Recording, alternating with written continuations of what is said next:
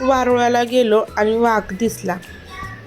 आणि एवढा मोठा नागपंचमीचा सण श्रावणातला पहिला आम्हाला साजरा करता नाही आला का ते तुम्हाला सविस्तर व्हिडिओमध्ये पुढे पाहायलाच मिळेल. त्यासाठी आपला व्हिडिओ स्किप न करता शेवटपर्यंत नक्कीच बघा. मी आता जे आपलं डेली रुटीन आहे ना ते चालूच आहे. तेच करताना तुम्हाला हे सगळं मी सविस्तरपणे सांगणार आहे. मी अश्विनी स्वागत करते तुमचं आपल्या छान अशा व्हिडिओ ब्लॉगमध्ये. तर बघा आता दुपारपर्यंत ना माझी तर सगळी कामं झाली होती. आज होता भावाचा उपवास, तर म्हटलं चला आधी खिचडी करून घेऊ.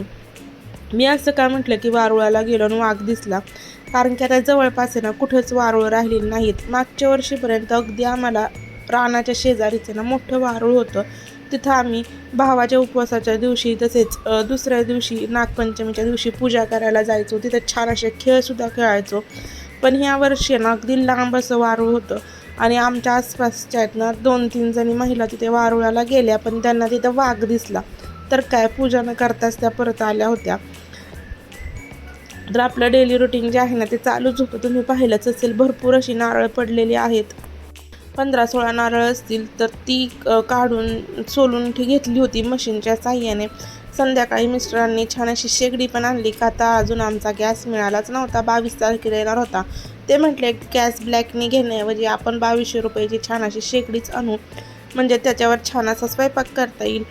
तर बघा शेगडीची पूजा केली, त्यानंतर ना चहा पण ठेवला आणि त्यानंतर ना डायरेक्ट दुसऱ्या दिवशी व्हिडिओला सुरुवात केलेली आहे.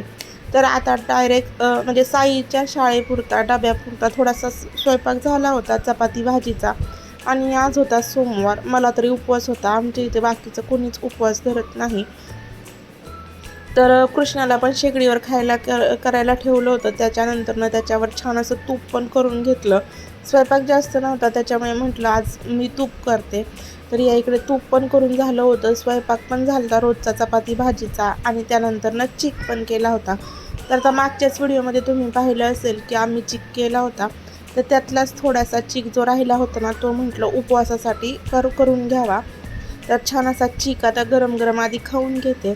आणि नागपंचमी म्हटलं की महिला ह्या मेहंदी काढतातच. तर मी पण आहे ना छान अशी मेहंदी काढली होती आणि लवकर वारुळाला जायचं म्हणून हीच आमची तयारी चालू होती. तर या इकडे वाटण वगैरे सगळं काढून घेतलं आणि त्यानंतर कुकर लावला. तर याआधी ना मी बऱ्याचशा वेळा डीपमध्ये पुरणपोळीचा स्वयंपाकाचा व्हिडिओ तुमच्यासोबत शेअर केलेलाच आहे. तर या शेगडीवर आहे ना आतमध्ये भरपूर पटपट असा स्वयंपाक होतो. आणि त्यातल्या त्यात जी आपली बाहेरची रोजची शेगडी आहे ना, याच्या आधी तुम्ही व्हिडिओमध्ये पाहिलीच असेल, त्याच्यावर पण स्वयंपाक चांगला व्हायचा. पण काय होतं, त्याला खाली जर हे लागलं ना हात वगैरे की करंट बसण्याची शक्यता असायची. त्याच्यामुळे मी आता काय केलं, भात त्याच्यावरच लावून दिला बाहेरच्या शेगडीवर.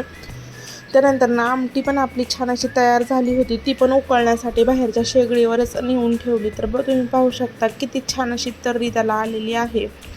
तर आता फक्त आहे ना पोळ्या करायच्या राहिल्या होत्या. या इकडे तळण जे आहे ते सगळं मी करून घेतलं. कुरडई, पापडी, भजी हे सगळं तळून घेतलं.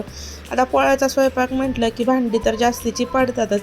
आता फक्त माझं आवरायचं बाकी होतं. पुरणपोळ्या तर काय आम्ही संध्याकाळीच करणार होतो. कसं तर म्हणजे खायला तरी कोणच नव्हतं, त्याच्यामुळे म्हटलं संध्याकाळीच कराव्यात. पण अचानक आम्हाला फोन आला की आम्हाला पडलेलं आहे सुतक. सुतक कोणाचं हे तरी माहितीच नव्हतं कोण वारले ते, कारण की आमची भाऊकी ना भरपूर मोठी आहेत आणि जे वारलेत ना ते दुसऱ्या गावाला राहतात.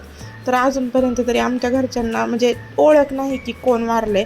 पण आमच्या आडनावाचं जे वारलेत त्याच्यामुळे आम्हाला सुतक धरावं लागलं. आता स्वयंपाक तर काय सगळं झाला होता. मग संध्याकाळी मस्त अशा पोळ्या केल्या आणि त्याच्यावरच उपवास सोडून घेतला.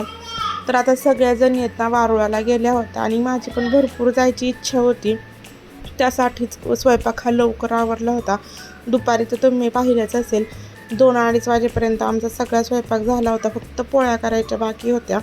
तर अशा काही ना काही घटना घडतातच. आणि भाऊकीत राहायचं म्हटलं की आपल्याला ते सगळं पाळलंच पाहिजे. तर बघा अशा पद्धतीने आजचा व्हिडिओ होता. तुम्हाला जर आपला व्हिडिओ आवडला असेल तर नक्कीच चॅनलला लाईक, शेअर आणि सबस्क्राईब करा. व्हिडिओ पाहिल्याबद्दल धन्यवाद.